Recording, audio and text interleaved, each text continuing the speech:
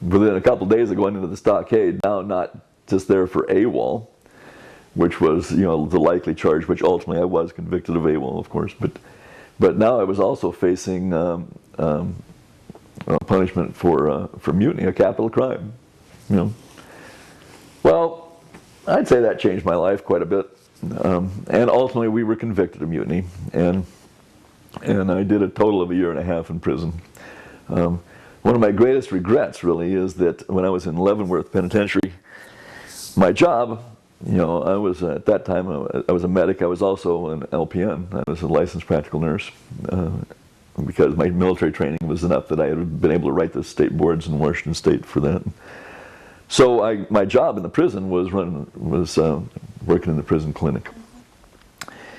And 5 days a week, we'd get new prisoners in, and as part of the processing into the prison, they would bring the prisoners over to the prison clinic, and the guards would bring them over and just drop them off, and they could lock the door, and the guards wouldn't even stay with them, just leave. And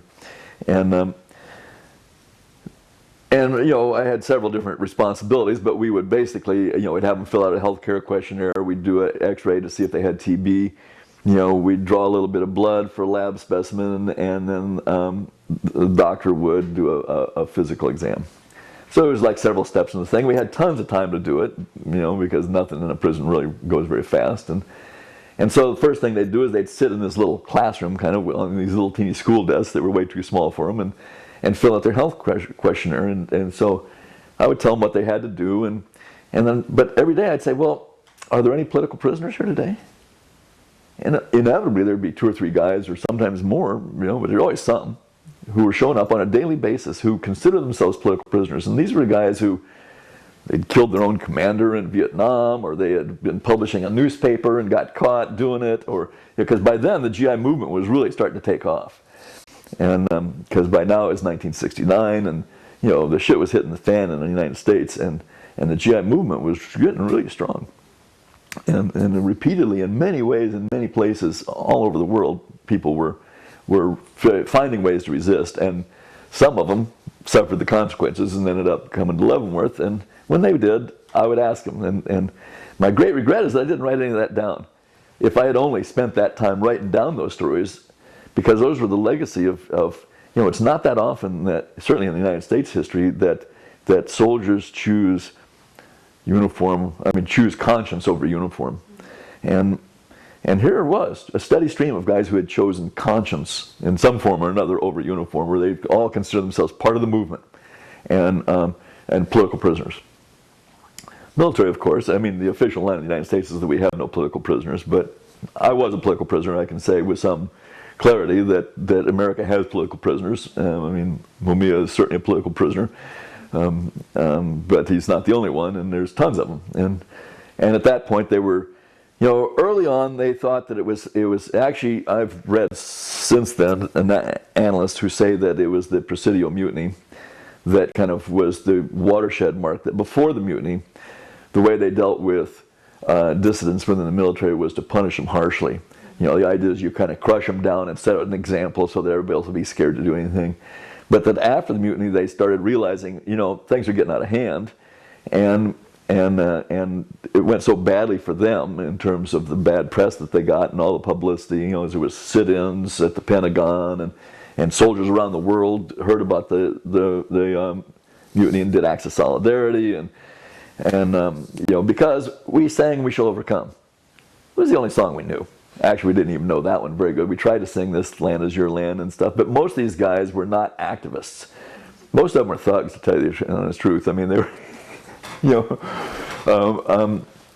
and maybe that's a little harsh, but they were not activists at all.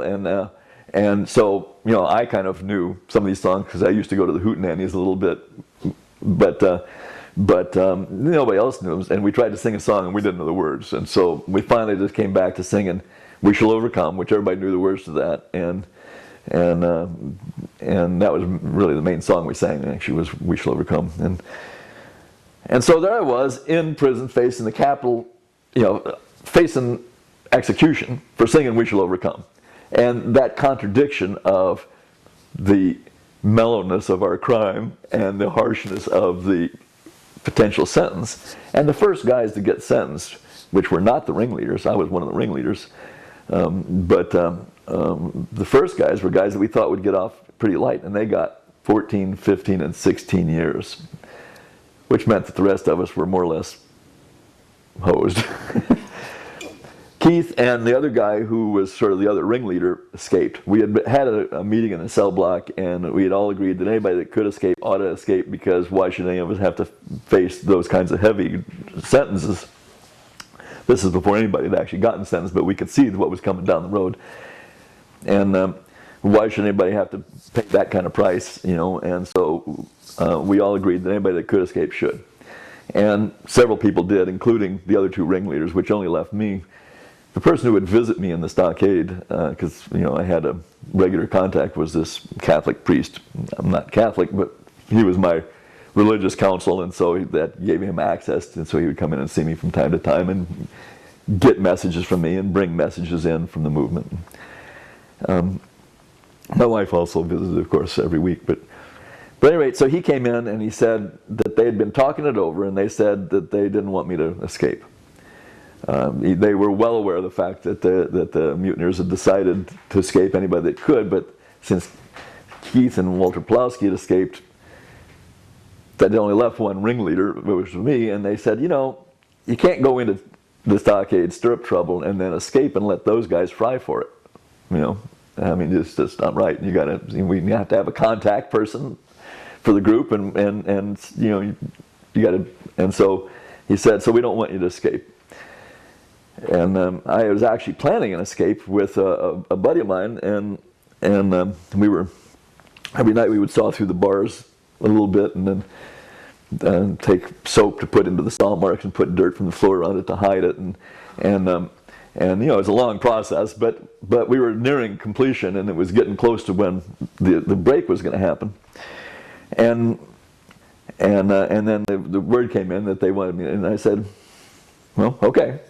And so I helped my buddy escape, and I saw him, you know, kind of helped him through the bars that night, and then, you know, I just took the missing bar and stuck it back in its place with the soap and stuff and went back to bed. And just the next morning, of course, they couldn't figure out where he was. But I didn't escape, you know, based on the counsel from my connection to the movement, and decided to, you know, I'll stand with everybody else and take the heat,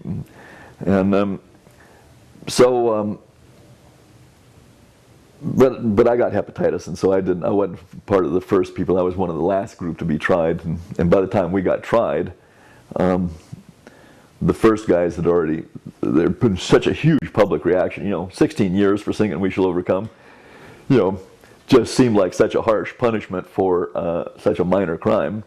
And that, you know, it was one of those things where the military had picked up a rock and then dropped it on their own feet.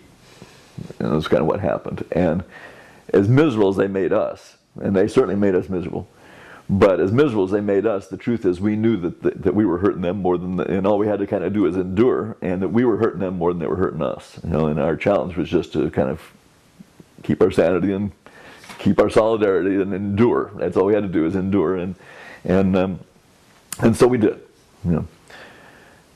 Well, at any rate, so I ended up getting a year and a half. Me, the ringleader, the one remaining ringleader, I ended up only getting a year and a half because the first guys had already had their sentences cut dramatically and quickly because of the huge amount of publicity. I mean, Life magazine did an editorial about us. You know, it was in Time. It was in all the various media sources, and everybody and their cousin was more or less on our side, and even a lot of pro-war people thought that the sentences were outlandish, and so at any rate, I did my time and I got out. I went back to the Bay Area